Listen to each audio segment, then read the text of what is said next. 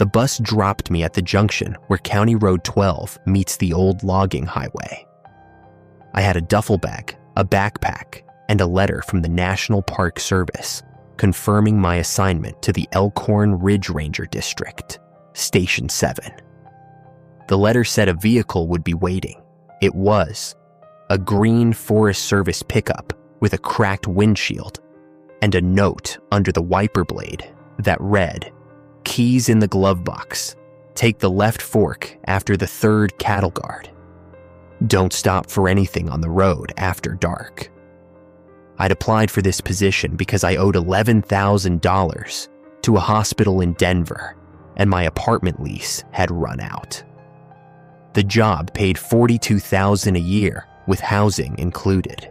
Remote postings came with a 15% hazard bonus. I didn't ask what the hazard was.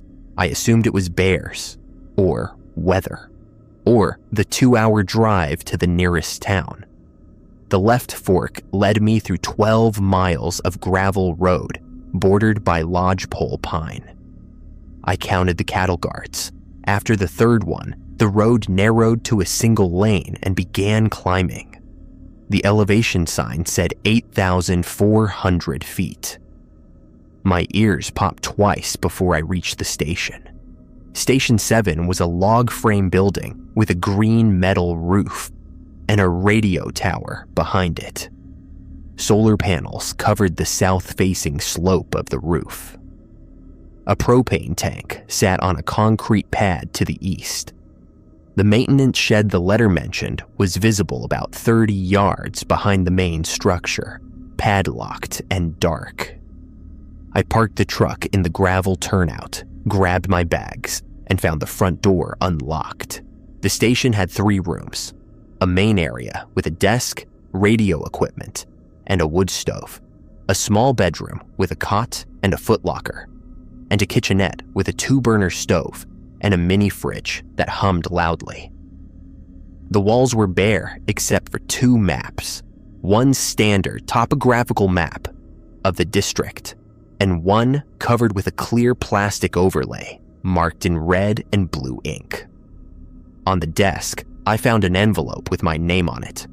Inside was a single key, a radio call sign, Ranger 7, and a typed document titled Operational Protocols for Station 7. I sat down and read it. The document began with standard information, radio frequencies, emergency contacts, supply drop schedules, every Thursday at 0900, patrol routes, and wildlife incident procedures. Then it continued to a second page with a different header. Site-specific guidelines. 1. The secondary map on the wall shows areas marked in red. These areas do not appear on the primary topographical map. Do not enter any red-marked area after sundown. If you find yourself in a red-marked area after sundown, stop moving, close your eyes, and wait until you hear 3 distinct bird calls. Then walk due east until you reach a trail marker. 2. Radio check-in with dispatch occurs at 11 minutes past each hour. If dispatch does not respond by 13 minutes past the hour, switch to channel 9 and transmit the phrase Station 7, standing by for verification. Do not transmit anything else until dispatch responds. 3. Between the hours of 1 a.m.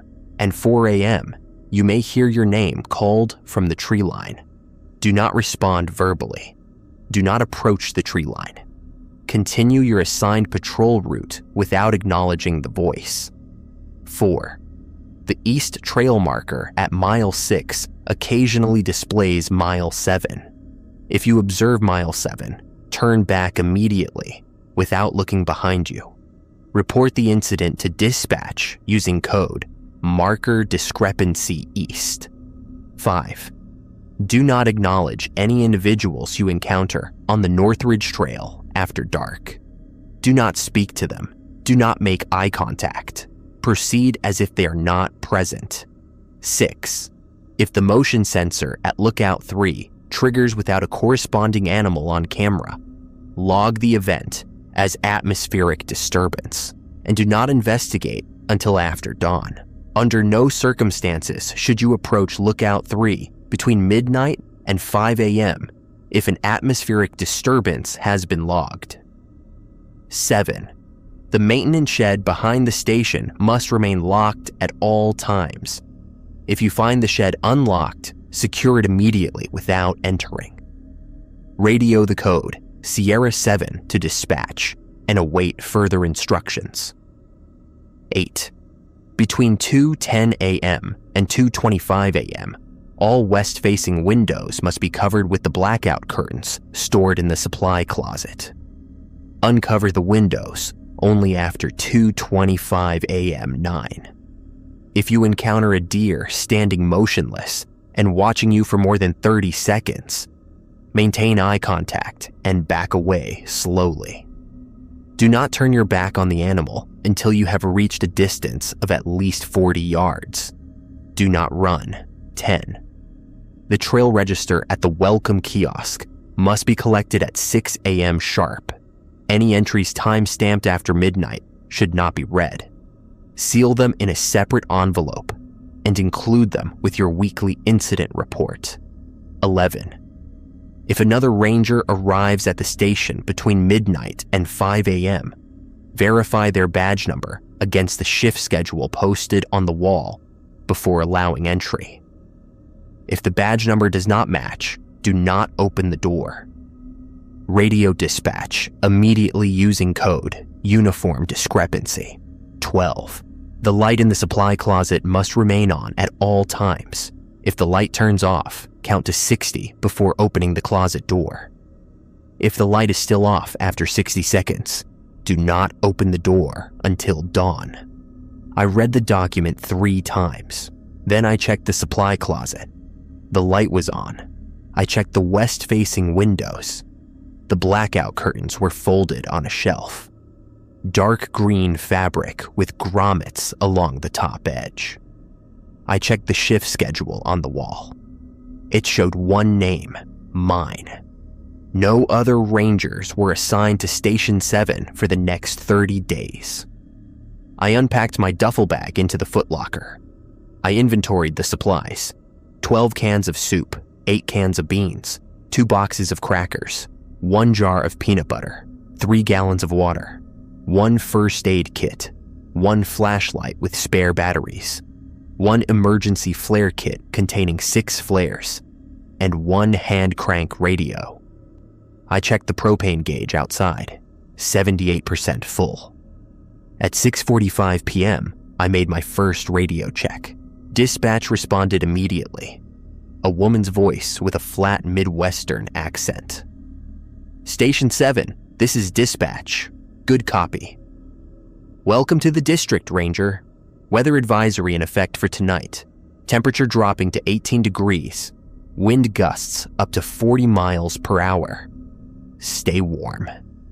I acknowledged the transmission and signed off. Then I cooked a can of soup on the 2-burner stove, ate it with crackers, and watched the light fade outside the west-facing windows. At 8:11 p.m., I conducted my first patrol. The patrol route was marked on the primary map. A 3-mile loop that began at the station followed the east trail to mile 4, cut north along the ridge for half a mile, then returned via the service road. The route avoided all red-marked areas on the secondary map. I noted this with relief. I carried a flashlight, a radio, and a whistle. The temperature had dropped to 29 degrees. I wore the parka I'd found in the supply closet, heavy and insulated, with a reflective strip on the back. I walked at a steady pace, checking my watch every quarter mile. The forest was quiet. I heard wind in the pine branches, the crunch of my boots on frozen ground, and nothing else. No animals, no birds. The silence was the kind that presses against your ears. At mile 2, I stopped to check the trail marker. It said mile 2. I continued. At mile 3, I reached the junction where the East Trail met the North Ridge path. I turned right, away from the ridge, and followed the service road back toward the station. The station lights were visible through the trees at 400 yards. I completed the patrol at 9:07 p.m. Total time, 56 minutes. No incidents. At 10:11 p.m., I made my second radio check. Dispatch responded within 40 seconds. Station 7, dispatch. All clear. Atmospheric conditions stable. Recommend securing all exterior doors before midnight. I secured the doors. I checked the supply closet light. Still on. I checked the windows. Still uncovered. It wasn't yet 2:10 a.m. I set an alarm for 1:55 a.m. and lay down on the cot. I woke at 1:53 a.m., 2 minutes before the alarm. The station was cold. The wood stove had burned down to embers. I added 2 logs and waited for them to catch. At 2:08 a.m., I retrieved the blackout curtains from the supply closet and carried them to the west-facing windows. There were 2 windows, each approximately 3 feet wide and 4 feet tall. I hung the curtains using the hooks already installed above the frames. I checked my watch, 2:11 a.m. I sat at the desk and waited. At 2:14 a.m., something knocked on the west window. Not a branch. There were no trees within 15 feet of the station on that side. 3 distinct knocks, evenly spaced. I did not move. I did not approach the window. The curtains remained in place. At 2:17 a.m., the knocking stopped. I heard footsteps in the gravel outside, circling the station. They moved counterclockwise, passing the west window, then the north wall, then the east side, then the south. The circuit took approximately 90 seconds. Then it began again. I counted the circuits, 7 complete rotations before the footsteps stopped at 2:23 a.m. At 2:26 a.m., I removed the blackout curtains and returned them to the supply closet. The light in the closet was still on. I looked out the west window. The gravel showed no tracks. I made the 2:11 a.m. radio check late, at 2:28 a.m., because the protocols hadn't specified whether to interrupt the curtain procedure. Dispatch responded immediately. Station 7, dispatch. Copy your check-in. Note the delay. Everything all right? I keyed the radio. Affirmative, dispatch. West window protocol in effect. All clear now. A pause, then. Understood, Station 7. Resume standard schedule. Dispatch out. I returned to the cot, but didn't sleep. At 3:09 a.m., I heard my name. Daniel. It came from the tree line, approximately 60 yards north of the station. A man's voice, clear and calm. It sounded like my father, who had been dead for 8 years. Daniel, come outside. I did not respond. I stayed on the cot, facing the ceiling, counting my breaths. The voice called twice more, at 3:14 a.m. and 3:21 a.m. Each time it used my name. Each time it sounded exactly like my father. At 3:58 a.m., the voice stopped. I did not hear it again that night. At 6 a.m., sharp, I collected the trail register from the welcome kiosk. The kiosk was located at the trailhead, half a mile from the station, accessible via the service road. The register was a spiral notebook in a weatherproof box. I removed the notebook, checked the entries, and found 17 signatures from the previous day. Hikers who had entered the trail system between 7 a.m. and 5 p.m. Normal entries. Names, dates, planned routes, expected return times. The last entry was time-stamped 12:47 a.m. It read, "Looking for Station 7. Please help me. I've been walking for 3 days." I did not read the rest. I sealed the page in an envelope as instructed and returned to the station. By the end of my first week, I had established a routine. Wake at 5:45 a.m. Collect the trail register at 6. Morning patrol from 8 to 9:30. Radio checks on the 11-minute mark every hour. Afternoon patrol from 2 to 3:30 p.m. Daylight hours only. Evening meal at 6 p.m. West window protocol from 2:10 to 2:25 a.m. No sleep between midnight and 4 a.m. The rules became automatic. I hung the curtains without checking my watch. I ignored the voice from the tree line without tensing. I stopped reading the trail register entirely, sealing each day's pages without looking at them. On day 8, I encountered my first hiker. He was on the East Trail at mile 3, walking toward me.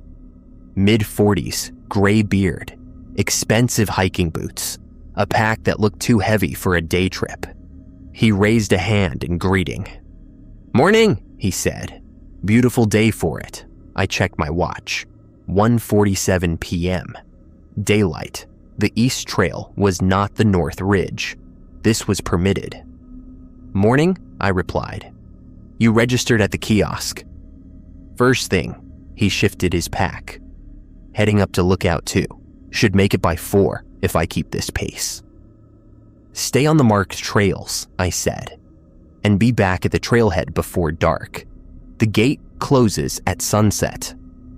He nodded, gave a casual wave, and continued past me. I watched him until he was out of sight, then completed my patrol. Normal interaction, no violations. On day 9, the motion sensor at Lookout 3 triggered. I was at the station, eating lunch, when the alert came through the monitoring system, a small panel on the wall that tracked the 5 sensor stations throughout the district. Lookout 3 showed a red light. I checked the camera feed on the laptop.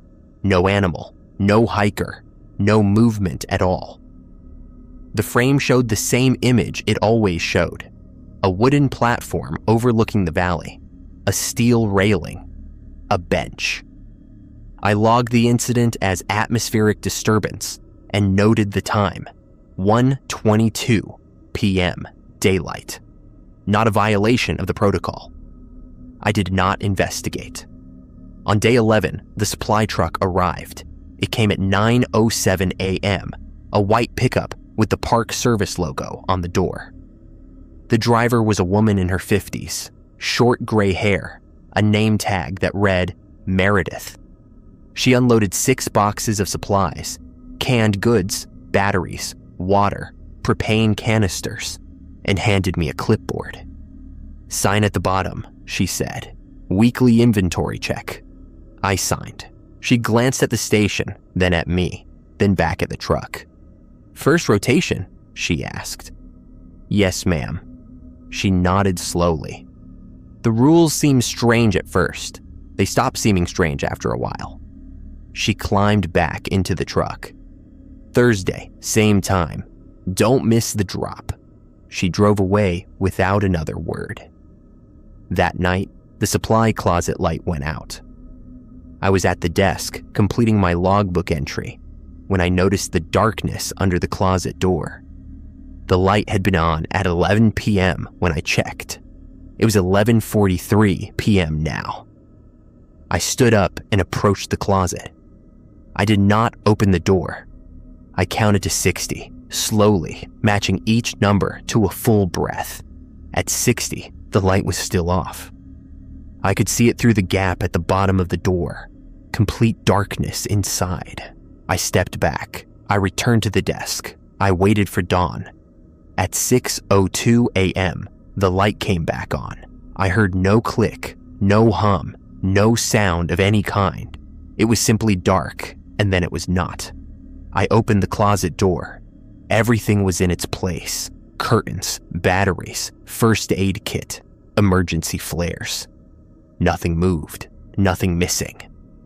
I filed the incident in my logbook and did not mention it on the radio. On day 14, I received the amendments. They came by radio, transmitted by dispatch at 4:17 p.m. prefaced by a phrase I hadn't heard before. Station 7, priority update follows. Acknowledge receipt. I acknowledged. Dispatch read the amendments slowly, pausing after each one for me to write them down. Amendment A, effective immediately. The West Window Protocol extends from 2:05 a.m. to 2:30 a.m. The previous window of 2:10 a.m. to 2:25 a.m. is no longer sufficient. Amendment B, if you encounter any individual on any trail after dark, regardless of location, do not acknowledge them. The previous restriction applied only to the North Ridge Trail. It now applies district-wide. Amendment C, the maintenance shed must be checked visually from a distance of at least 20 feet every morning between 6 and 6:30 a.m.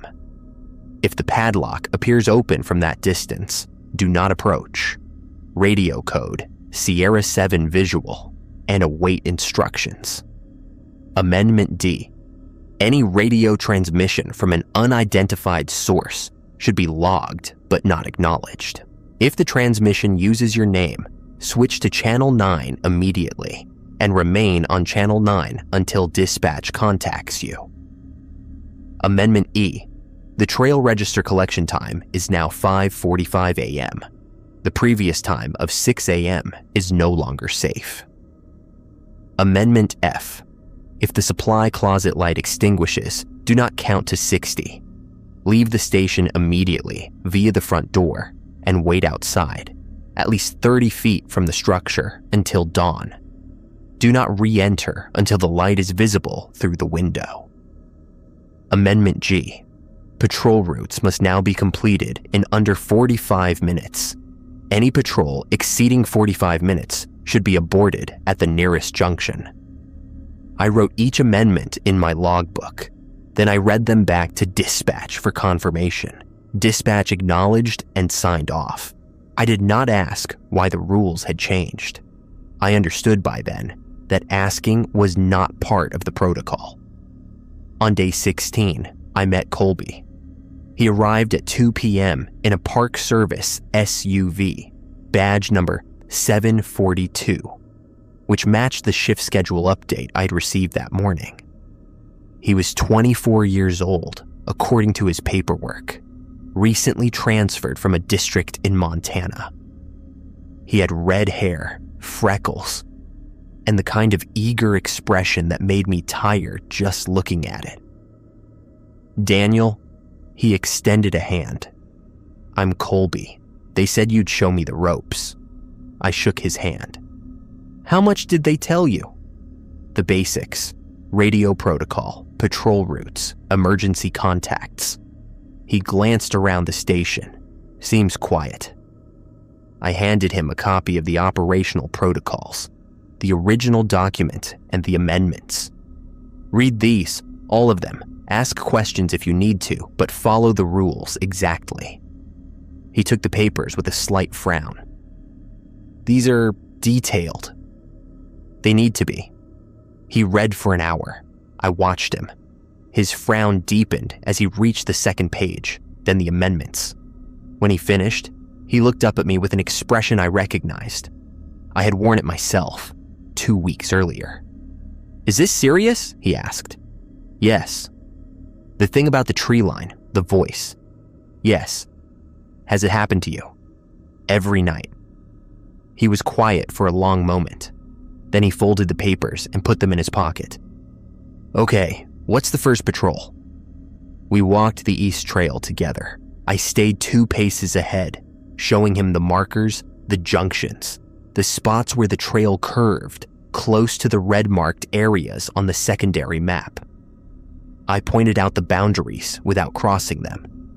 That's the North Ridge, Colby asked, gesturing toward a path that branched off to the left.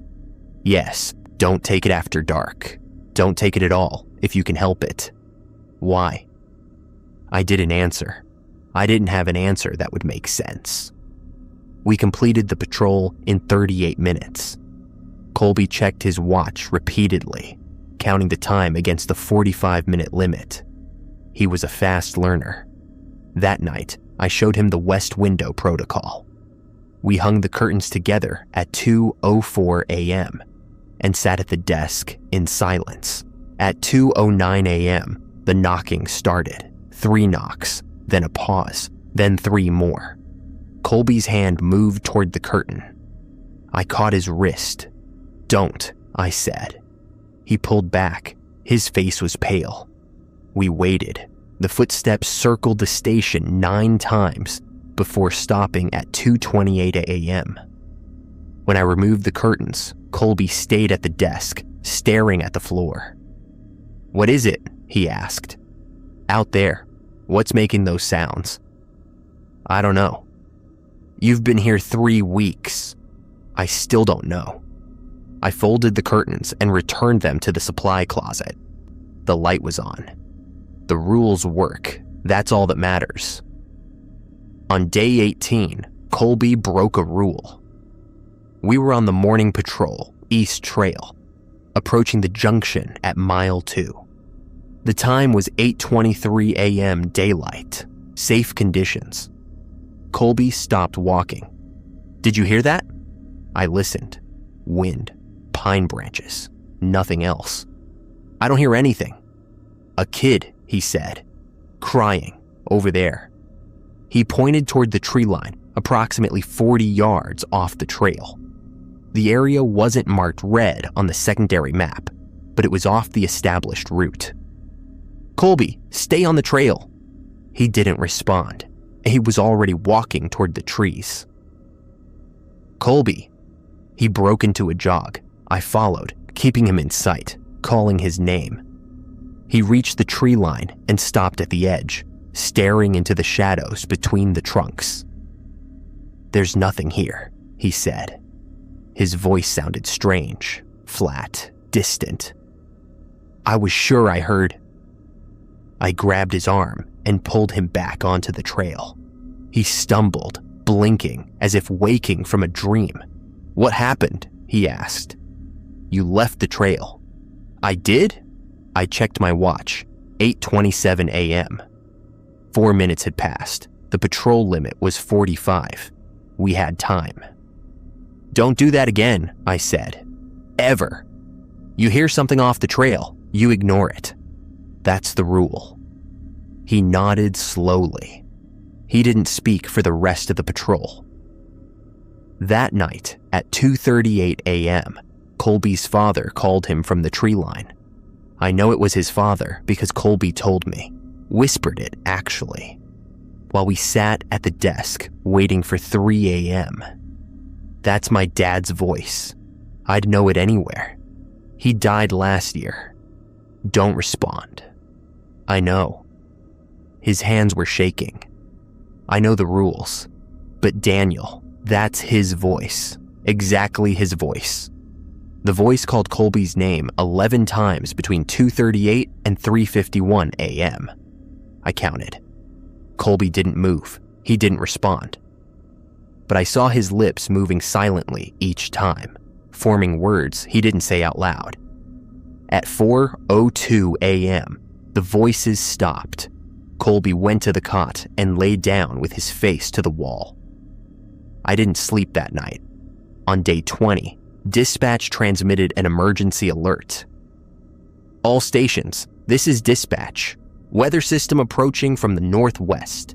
Estimated arrival 0200 hours. Duration unknown. All rangers shelter in place. Activate emergency protocol series." I acknowledged the transmission. Then I retrieved a third document from the envelope that had contained the operational protocols. A single page I hadn't needed to read until now. Emergency Protocol Series, Station 7. E1. During any weather event exceeding 40-mile-per-hour winds, the front door must be barricaded with the wooden beam stored beside the wood stove. The beam must remain in place until wind speeds drop below 25 miles per hour for a continuous period of 30 minutes. 2. If the power fails during a weather event, The supply closet must be sealed with the 2-inch tape stored in the first aid kit. Apply 3 complete rotations of tape around the doorframe. Do not remove the tape until dawn. E3. Radio checks during a weather event occur every 30 minutes on Channel 9 only. If dispatch does not respond within 5 minutes, transmit the phrase Station 7 holding pattern and wait for acknowledgement. Do not transmit any other information. A 4. Between the hours of midnight and 5 a.m. during a weather event, do not look out any window. If you hear glass breaking, move to the center of the station and remain there until the sound stops. E5. If anyone knocks on the door during a weather event, do not respond. If they identify themselves by name and badge number, verify against the shift schedule before acknowledging. If the badge number matches but the voice does not sound correct, do not open the door. Radio code uniform discrepancy weather and await instructions. I showed the protocols to Colby. He read them without expression. Have you done this before? He asked. No, first storm since I arrived. Great. He folded the paper. So we're both learning. At 10 p.m., the wind picked up. By 11, it was gusting to 35 miles per hour. The station creaked and groaned. I checked the propane gauge, 62%. I checked the water supply, 2.5 gallons. I checked the battery levels on both flashlights and the hand crank radio. At 11:45 p.m., dispatch transmitted a final update. All stations, wind speeds now exceeding protocol thresholds. Activate E1 through E5. Dispatch entering reduced communication mode. Next scheduled check-in, 00:30 hours. I barricaded the door with the wooden beam. Colby sealed the supply closet with tape. 3 complete rotations as specified. We moved the cot to the center of the room and sat on it, back to back, watching the walls. At midnight, the power failed. The station went dark. The hum of the refrigerator stopped. The only light came from the wood stove, glowing orange through the gaps in its iron door. I turned on my flashlight and checked the supply closet. The tape was intact. The closet light was off. But that was expected. The power had failed. I verified this in my logbook. Power failure, 12:00 a.m. Supply closet dark, due to outage, not anomaly. Tape seal intact. Colby kept his flashlight pointed at the front door. The wooden beam was in place, solid and heavy. At 12:30 a.m., I made the first radio check on Channel 9. Dispatch responded within 2 minutes. Station 7, dispatch. Copy your check-in. Wind speeds at 62 miles per hour. Hold position. Next check-in, 0100 hours. I acknowledged and signed off. At 12:47 a.m., someone knocked on the front door. 3 knocks, slow, deliberate, then a voice. Hello, is anyone there? I'm a hiker. I got lost in the storm. Please let me in. Colby's flashlight trembled. I put a hand on his arm. Don't respond, I whispered. Protocol E5. I can hear you in there, the voice said. Please, I've been walking for hours. I'm freezing. The voice was male, middle-aged, unremarkable. It didn't sound like anyone I knew. It didn't identify a badge number. We waited. The voice continued for 8 minutes, pleading, begging, describing the cold and the wind and the fear of dying alone in the wilderness. Then it stopped. At 12:59 a.m., another voice spoke. Station 7, this is Ranger Mitchell, badge number 719. I'm outside. Open the door. I checked the shift schedule on the wall. There was no Ranger Mitchell. Badge number 719 was not assigned to Station 7. Colby, I said quietly. Don't acknowledge. I know. His voice was thin. I know the rules. The voice identifying as Ranger Mitchell spoke for 14 minutes. It described the storm. It described the cold. It recited details about the station, the propane tank, the solar panels, the location of the maintenance shed. It asked why we weren't responding. It asked if we were injured. It asked if we needed help. At 1:14 a.m., the voice changed. Daniel. My flashlight flickered. I steadied it. Daniel, it's your father. Open the door. Colby inhaled sharply. I closed my eyes. Daniel, I've been looking for you. I need to tell you something. Please, son, just open the door. I didn't respond. I counted my breaths. 1, 2, 3. Daniel, your mother is worried. She wants you to come home. Open the door, and I'll take you to her. My mother had been dead for 6 years. She had died 3 weeks after my father, in the same hospital, from the same cancer that had taken him. I had sat with her at the end. I had held her hand. I had heard her last breath. The voice at the door knew my parents' names.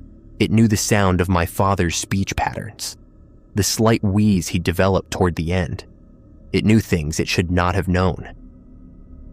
Daniel, I began reciting inventory in my head.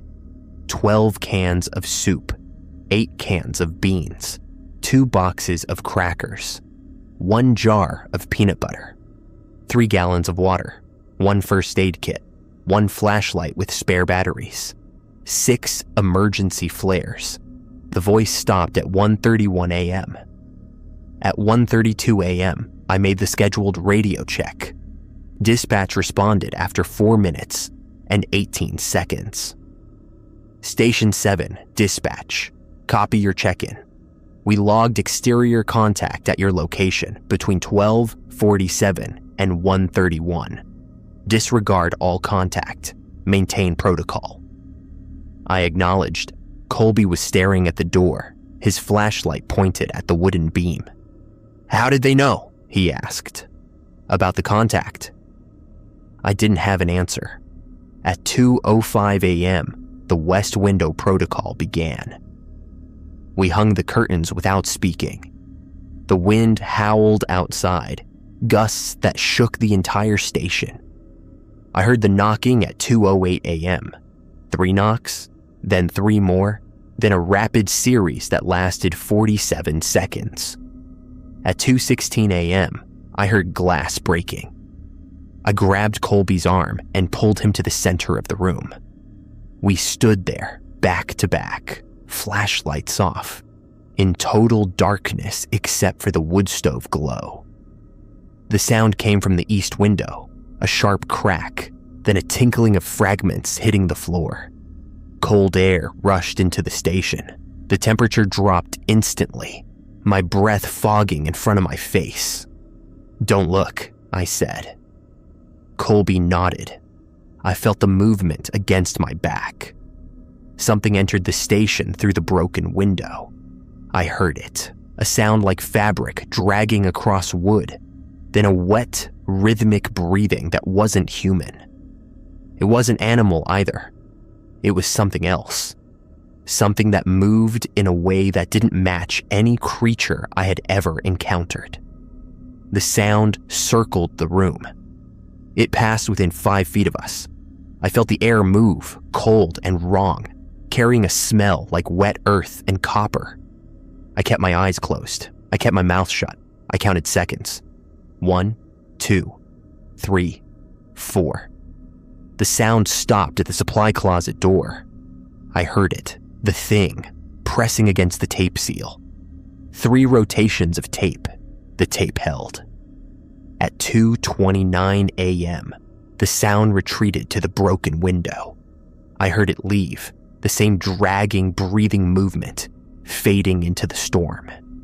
I opened my eyes. The east window was shattered, fragments of glass scattered across the floor. Cold wind poured through the gap. The curtains on the west window were still in place. Is it gone? Colby whispered. I think so. I removed the curtains at 2:31 a.m. and checked the supply closet. The tape was damaged, stretched, and partially torn, but it had held. Inside, everything was in place. I sealed the broken window with a tarp from the maintenance shed supplies, securing it with duct tape. It wasn't perfect, but it would hold until morning. The temperature in the station dropped to 41 degrees. We didn't sleep. We sat at the desk, wrapped in blankets, watching the clock and the windows and the door. The radio checks came every 30 minutes. Dispatch responded each time, calm and professional, as if nothing unusual had happened. At 5:07 a.m., the wind dropped to 22 miles per hour. I waited 30 minutes to confirm, timing the gusts with my watch. At 5:39 a.m., I removed the wooden beam from the front door. Dawn was gray and cold. Snow had fallen during the night, 3 inches, covering the gravel turnout and the trail to the kiosk. I checked the maintenance shed from 30 feet away. Padlock intact, door closed. I checked the east window from outside. The glass was shattered outward, not inward. The fragments lay on the ground beneath the frame, half buried in snow. Something had broken the window from inside the station. I logged the incident in my report. I sealed the damaged pages from the trail register. I made the 6 a.m. radio check and received a response within 30 seconds. Station 7, dispatch. Storm event concluded. Damage assessment required. Report all anomalies. I reported 1 broken window, 1 damaged supply closet seal, 1 extended contact event lasting 44 minutes. Dispatch acknowledged and signed off. Colby didn't speak for 3 hours. When he finally did, his voice was hoarse. "That thing in the station," he said. "During the storm, what was it?" "I don't know." "You didn't see it?" "The protocol says not to look." He nodded slowly. "The protocols work, yes. But you don't know what they're protecting us from." I didn't answer. I didn't have an answer. On day 22, dispatch transmitted a new set of amendments. Amendment H. Following weather events, the east window must be inspected from outside the station before any repairs are attempted. If the glass is broken outward, don't re-enter the station for 6 hours. Conduct all activities from the truck during this waiting period. Amendment 1. The supply closet tape seal is now permanent during all overnight hours, regardless of weather conditions. Apply 3 rotations at sundown. Remove at dawn only. Amendment J. The broken window rule, E4, now applies at all times, not only during weather events. If you hear glass breaking, move to the center of the station and do not look toward the sound. Amendment K. The maintenance shed must be visually checked twice daily, once at dawn, once at dusk. Any change in the appearance of the padlock should be reported immediately using code Sierra 7 visual twice. I wrote each amendment in my logbook. Colby copied them into his own notebook without comment. On day 24, Colby left the patrol early. We were on the East Trail at mile 3, approaching the junction with the North Ridge Path. The time was 2:41 p.m. daylight, safe conditions. The protocol required us to turn right at the junction and continue toward the service road. Colby turned left. Colby. I called his name, but he didn't respond. He was walking toward the North Ridge Trail, steady and deliberate, as if following a path he couldn't see. I ran after him. "Colby, stop! That's the North Ridge! Stop!" He didn't stop. He walked past the junction, past the warning sign, onto the trail that curved upward toward the ridge. I reached him at 40 yards past the junction and grabbed his shoulder. "Colby." He turned to look at me. His eyes were unfocused, distant. I hear her, he said. My sister. She's up there. Your sister isn't here. Colby, listen to me. She's calling me. Can't you hear her? I couldn't hear anything. The forest was silent. The wind had died. Even the birds were quiet. We need to go back, I said. Right now, before sunset. Colby shook his head. She needs help. I can hear her. She's hurt. I pulled him, physically pulled him, back toward the junction. He resisted for the first 20 feet, then went limp, stumbling after me without strength or will. By the time we reached the service road, he was shaking. She was right there, he said. I could hear her voice. Your sister is alive, I told him. She's in Arizona. You told me about her. She called you last week. He stared at me. That wasn't real. The call. It wasn't really her. Colby. I know the difference between my sister's voice and something pretending to be my sister. His hands were trembling. That thing on the phone, it wasn't her. And the voice on the ridge, it wasn't her either. But they sounded the same. I didn't know what to say. I walked him back to the station, sat him down at the desk, and made him drink a glass of water. His color returned slowly. His hands stopped shaking. I almost went up there, he said. I was going to keep walking, if you hadn't stopped me. I stopped you, that's what matters. But I wanted to go. Part of me wanted to. I understood what he meant. I had felt it too, in those first nights when the voice called my name from the tree line. The pull.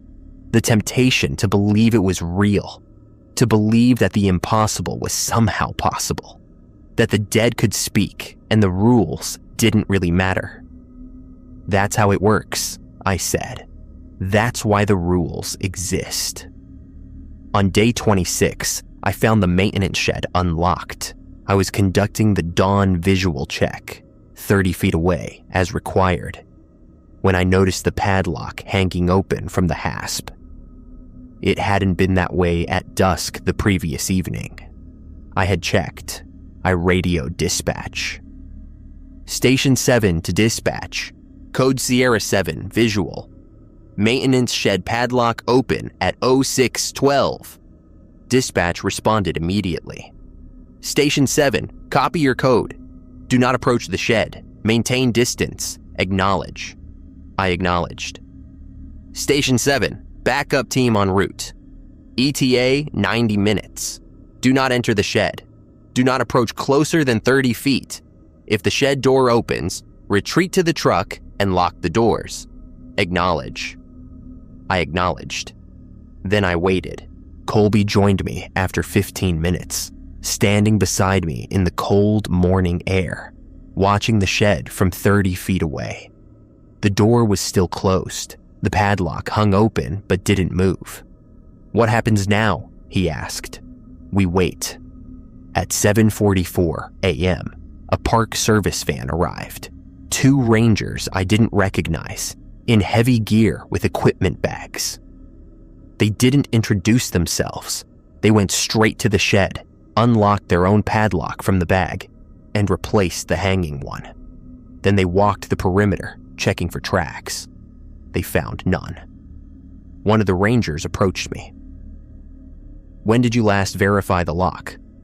1842 hours yesterday. Dusk check. And it was secure. Yes. He nodded, wrote something in a notebook, and returned to the van. They drove away without another word. On day 27, Colby told me he was leaving. I put in for a transfer, he said. Back to Montana. I can't do another night here. I understood. When? Thursday. The supply truck will take me out. That gave us 3 more nights together. I didn't try to change his mind. I wouldn't have changed it myself if I'd had somewhere else to go. On day 28, the voice from the tree line said something new. It was 3:22 a.m. I was sitting at the desk, monitoring the radio. Colby was on the cot, awake but motionless. The voice had been calling his name for 40 minutes. His father's voice, the same as before, patient and calm. Then it changed. "I know you're leaving tomorrow." Colby sat up. "Don't go back to Montana, Colby. Stay here. Your sister is coming to visit. She misses you." Colby's face went white. "How did you know?" he started. "Don't respond." I grabbed his arm. "Colby, the rule." "But it knows." "How does it know I'm leaving?" "I don't know. It doesn't matter. Don't respond." The voice continued. "Daniel is going to be alone here. He needs your help. If you leave, he'll die." Colby looked at me. I shook my head. "Stay, Colby. Stay, and we'll all be together. Your father wants to see you. Daniel's parents are waiting too. They're all waiting, right here, in the trees." I turned off my flashlight. I closed my eyes. "We've been waiting so long. Just come outside. Just step through the door. It's so easy, Colby. So easy to let go." At 4:03 a.m., the voice stopped. Colby didn't sleep. I didn't sleep. We sat in the dark and waited for dawn. On day 29, the supply truck arrived at 9:08 a.m. Meredith was driving. She looked at Colby's face, pale, hollow, exhausted, and didn't ask questions. She loaded his bags into the truck bed and handed me a clipboard. "Sign at the bottom," she said. "Transfer acknowledgement." I signed. Colby shook my hand.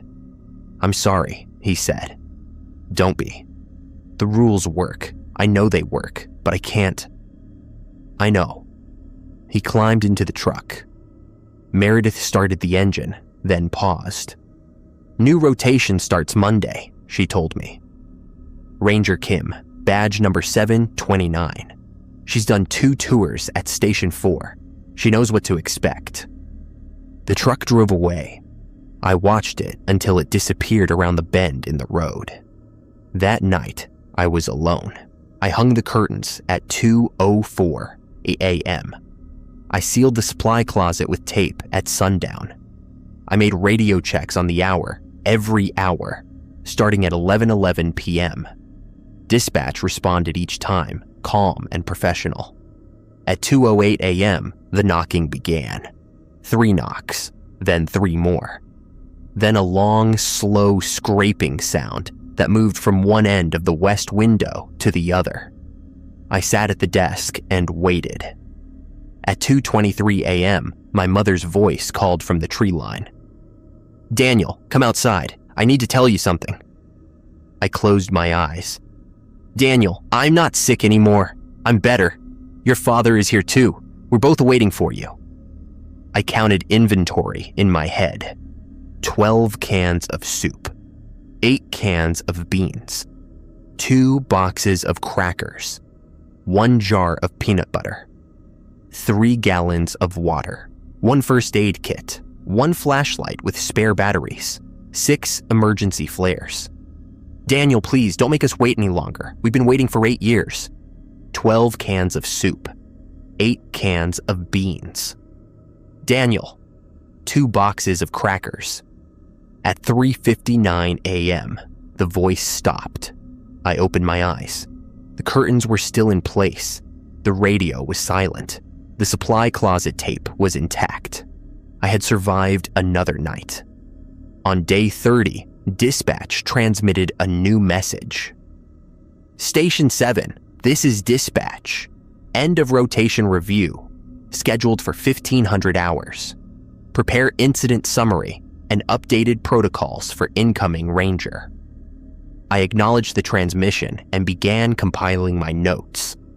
Incident summary. 7 atmospheric disturbances logged at Lookout 3. 1 storm event with extended contact. 1 supply closet light failure. 1 maintenance shed padlock anomaly. 412 voice contact incidents from the tree line, spread across 30 nights. 0 rule violations by Ranger Daniel Marsh. 1 near violation by Ranger Colby Harrison. corrected without injury. Updated protocols. I wrote everything I had learned. The curtains needed to be hung at 2:04 a.m., not 2:05 a.m. The extra minute made a difference. The supply closet tape needed to start at the top of the frame and wrap clockwise. Always clockwise, or the seal wouldn't hold. The radio checks should be initiated at 10 minutes past the hour, not 11, to account for transmission delay. The maintenance shed visual check should be conducted from exactly 30 feet, not 29, not 31, measured by pacing from the corner of the station. I wrote it all down. 14 pages of notes, observations, and clarifications that dispatch hadn't included in the original protocols. At 3 p.m., the review call came through. A man's voice, older than the usual dispatcher. Station 7, this is Regional Coordinator Davis. I've reviewed your logs. Exemplary compliance. No incidents requiring disciplinary action. Recommendation for continued assignment accepted. Understood, I replied. Any changes to protocols for the next rotation? Negative. Your updated notes will be distributed to Ranger Kim prior to her arrival. A pause. Daniel, one more thing. Go ahead. The maintenance shed. The lock that was replaced last week. We analyzed it at the regional lab. The mechanism was intact. There was no evidence of tampering. I waited. The lock was opened from the inside. I didn't respond for a long moment. Then I keyed the radio. Understood. Station 7, standing by for further instructions. No further instructions. Just wanted you to know. His voice was flat, uninflected. Dispatch out. I put down the radio and looked at the maintenance shed through the window. It was still there, 30 yards away, padlocked and silent. I had walked past it dozens of times. I had never approached within 20 feet. Something was inside. Something had opened the lock from within, and I had no idea how it had gotten there in the first place. On day 31, Ranger Kim arrived. She drove a Green Park service truck with Montana plates and a dent in the front bumper. She was in her 30s, tall and lean, with short black hair and a face that didn't show much expression. She carried one duffel bag and a backpack, same as I had on my first day. I met her at the station door. Daniel, she shook my hand. I'm Kim. Dispatch said you'd brief me. Come inside. I showed her the station, the desk, the radio equipment, the wood stove, the supply closet, the cot. I showed her the maps, both the standard topographical and the one with the red markings. I handed her the operational protocols, the amendments, the emergency procedures, and my 14 pages of notes. Read everything, I said. Ask questions. I'll be here until tomorrow morning. She read for 2 hours. When she finished, she looked up at me with an expression I had seen on Colby's face, and probably on my own, weeks earlier. The voice from the tree line, she said. Does it know things? Personal things? Yes. How? I don't know. And the maintenance shed? Don't go near it. Don't try to figure out what's inside. That's not our job. She nodded slowly. What is our job? Follow the rules. Survive the rotation. Train the next person. That night, I showed her the protocols in action. We hung the curtains together at 2:04 a.m. We counted the knocks. 3, then 3 more. Then the scraping sound that moved from left to right. We listened to the footsteps circling the station. 9 complete rotations. Counterclockwise as always. At 2:47 a.m., my mother's voice called from the tree line. Kim's eyes widened. Is that, it's not real, don't respond. But it sounds It sounds like my mother. It knows what my mother sounded like. It's not her." The voice called my name 3 more times, then stopped. At 3:22 a.m., a different voice began. A woman I didn't recognize. Kim, honey, it's Grandma. I've been waiting for you." Kim's face went pale. She gripped the edge of the desk. "How does it know?" "Don't respond. That's the only rule that matters. Don't respond." She didn't. She sat at the desk with her eyes closed, breathing slowly, while her grandmother's voice called to her from the darkness. At 4:07 a.m., the voice stopped. Kim opened her eyes. "My grandmother died when I was 12, she said. "I was with her at the hospital. I heard her last words." "I know," I said. "It knows everything, but it can't come inside. Not if we follow the rules." At dawn, I packed my duffel bag. Kim was at the desk, reviewing my notes, highlighting passages with a yellow marker. She didn't look up when I walked to the door. "You'll be fine," I said. "I know." She paused. "Your notes, they're good, detailed, helpful. That's the job. Follow the rules. Write down what you learn. Pass it to the next person." "And what's outside, in the trees? What's in the shed?" I opened the door. Cold air rushed in, carrying the smell of pine and snow. "I don't know. I spent 31 days here, and I never found out." "But you survived." "I survived." She nodded. "That's enough." I walked to the truck, the same green pickup with the cracked windshield that had been waiting for me at the junction a month earlier. The key was in the glove box. The note was gone. I drove down the gravel road, past the 3 cattle guards, to the junction where County Road 12 meets the old logging highway. I didn't look back. I didn't want to see the station shrinking in the rearview mirror. I didn't want to see what might be standing at the tree line, watching me leave. The bus arrived at 7:23 a.m. I boarded with my duffel bag and backpack. The driver nodded and pulled away. The road led east, toward Denver, toward the hospital bills I could now afford to pay, toward a life that had nothing to do with blackout curtains and radio checks and voices that called my name from the dark. I found a seat near the back and closed my eyes. 7 hours later, I was in a motel room off Interstate 70, halfway to the city. I unpacked my bag and found something I hadn't put there, a folded piece of paper tucked between my spare shirts. I opened it. The handwriting was mine. The message was simple. The rules work, but they're not enough. Something is changing out there. Something is learning.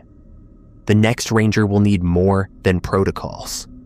They'll need to understand what's inside the shed. I didn't. You need to, before it finds a way out. I stared at the paper for a long time. I didn't remember writing it. I didn't remember folding it. I didn't remember putting it in my bag. But the handwriting was mine. The next morning, I called the Park Service regional office. I asked for Regional Coordinator Davis. They put me through. "Daniel," he said, "I didn't expect to hear from you. Transfer to the Front Range District is processing. You'll have a new assignment by next week." "I want to go back," I said. A pause. "Back to Station 7? "Yes. Your rotation is complete. Ranger Kim is on site. There's no operational need. Something is wrong. Something I need to understand." Another pause, longer this time. "Daniel, the Station 7 protocols exist for a reason. They exist because previous rangers tried to understand.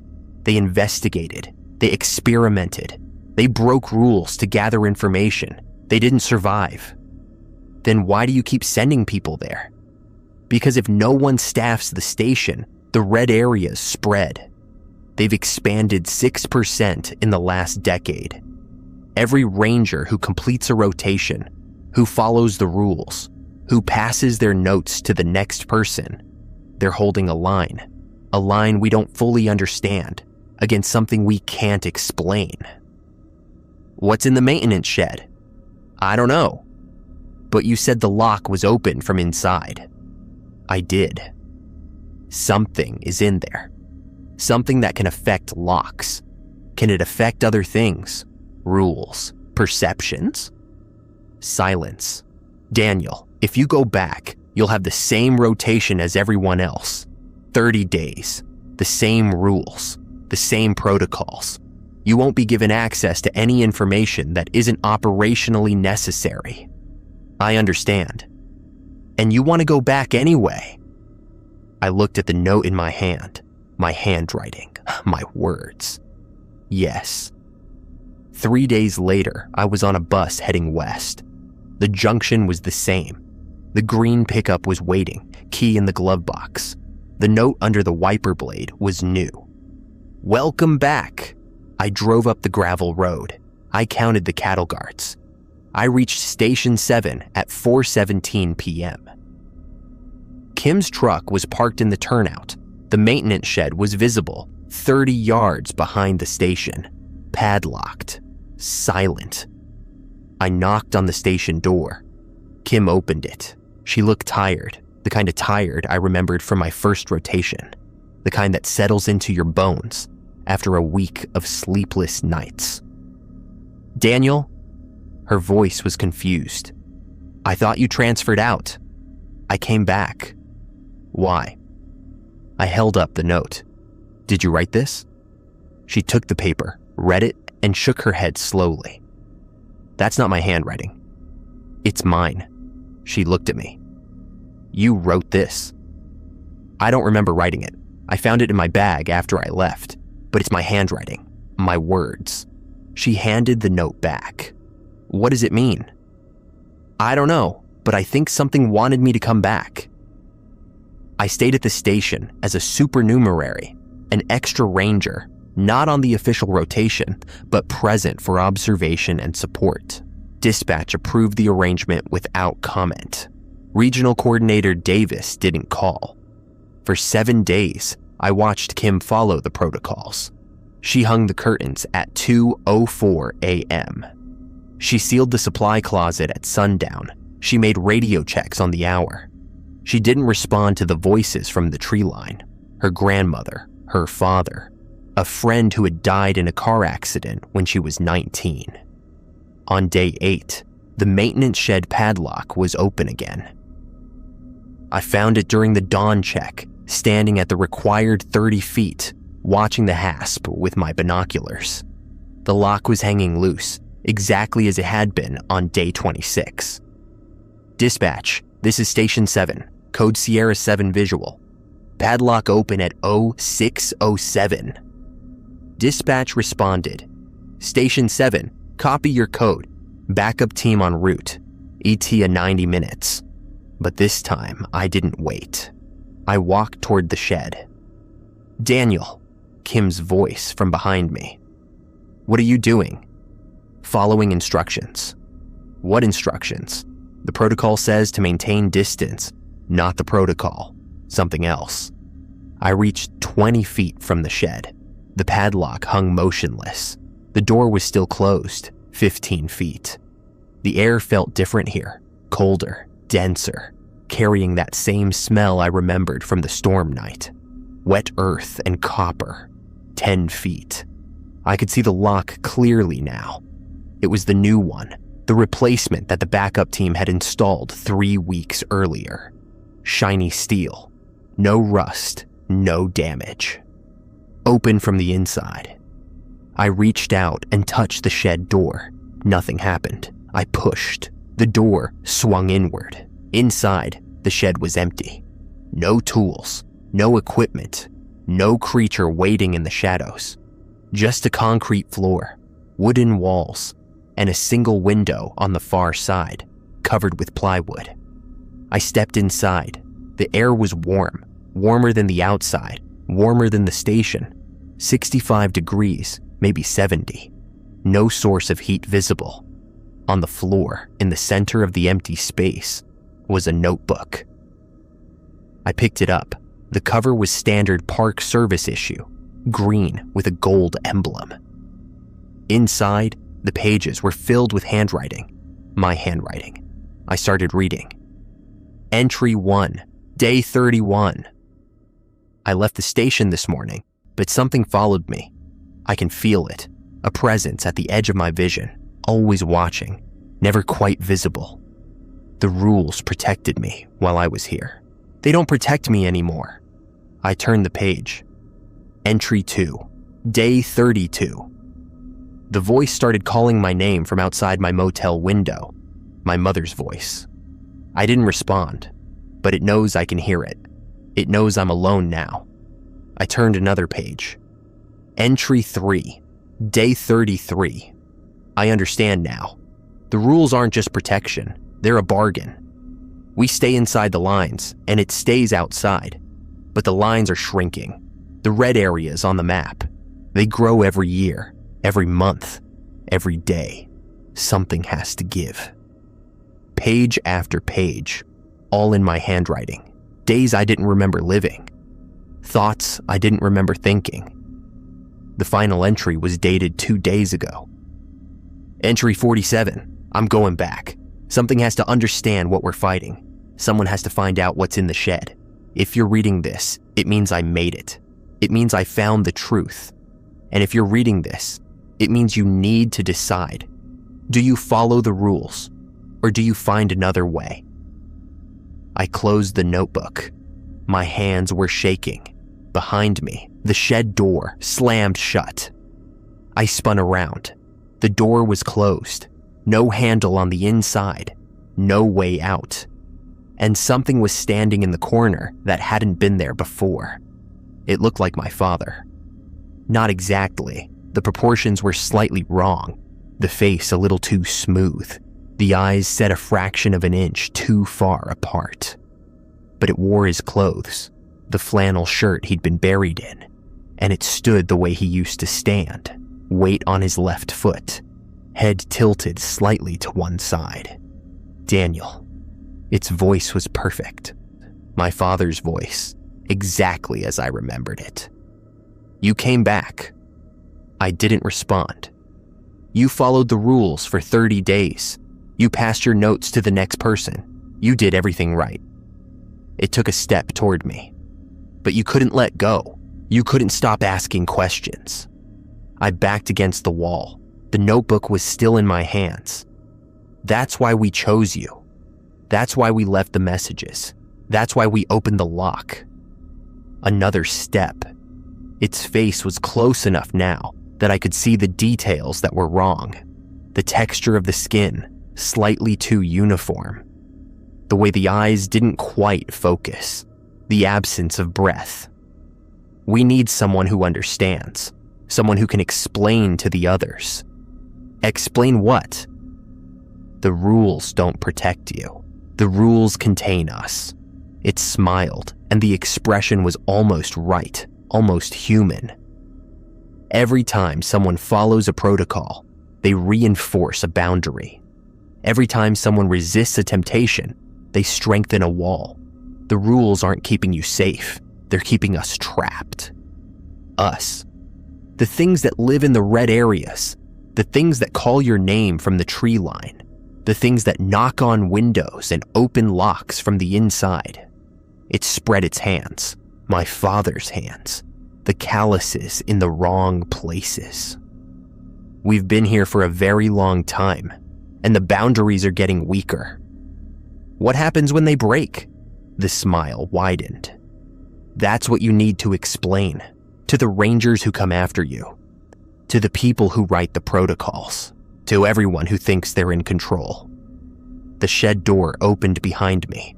Cold air rushed in. Through the doorway, I could see Kim standing at 30 feet, her face pale, her radio in her hand. Tell them the truth, the thing said. Its voice was still my father's, warm and familiar and wrong.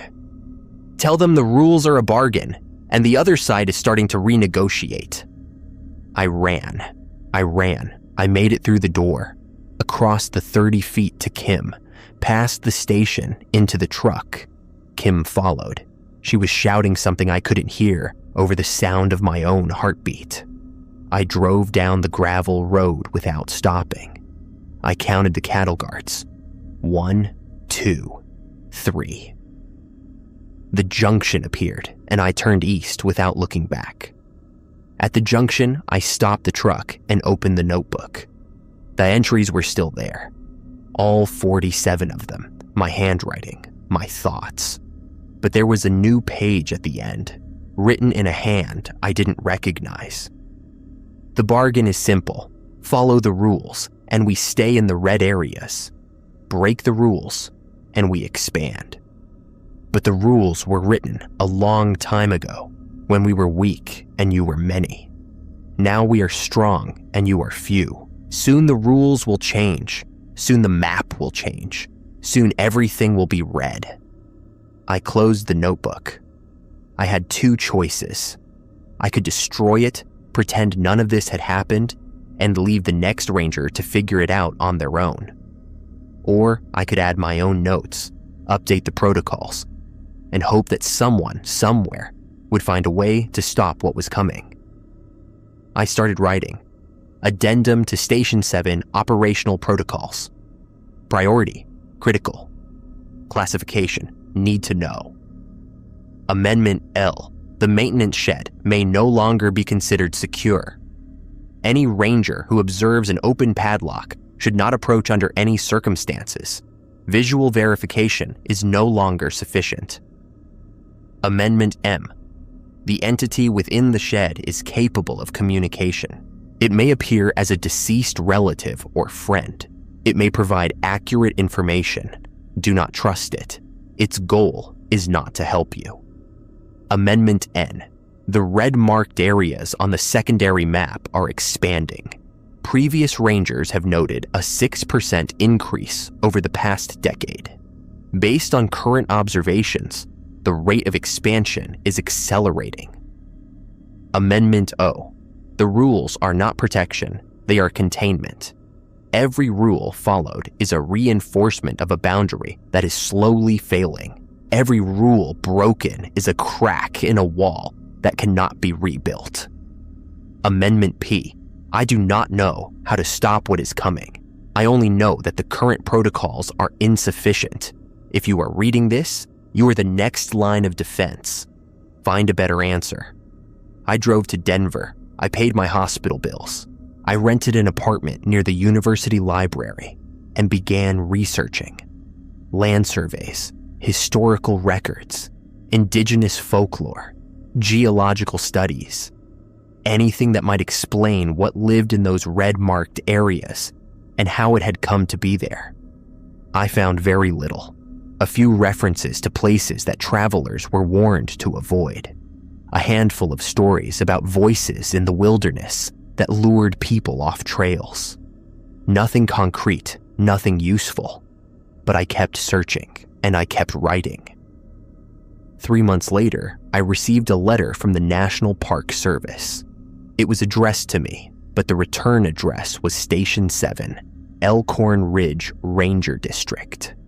Inside was a single piece of paper, handwritten. Daniel, the protocols are working. The new amendments helped. Ranger Kim completed her rotation and passed her notes to Ranger Torres. He's on day 14 now, and the shed hasn't opened since you left. We don't know what you did or what you learned, but something changed. The red areas have stopped expanding. For now. Thank you. Dispatch. I read the letter 3 times. Then I put it in a drawer with the notebook and the amendments and all the other papers I had collected over the past 3 months. Something had changed. The red areas had stopped expanding. But I knew it wasn't over. In the notebook, the final page still waited. The page I hadn't written. The page that warned of a bargain being renegotiated, of rules that would soon change. The entity in the shed had told me the truth. The boundaries were weakening. The other side was getting stronger. And somewhere, in a place that didn't exist on any map, something was waiting for the moment when the rules would no longer be enough. I didn't know when that moment would come. I didn't know what would happen when it did. But I knew one thing. The next time a ranger stood at Station 7, facing a locked shed and a forest full of voices, they would have my notes, my warnings, my amendments, and maybe, just maybe, that would be enough to hold the line a little longer.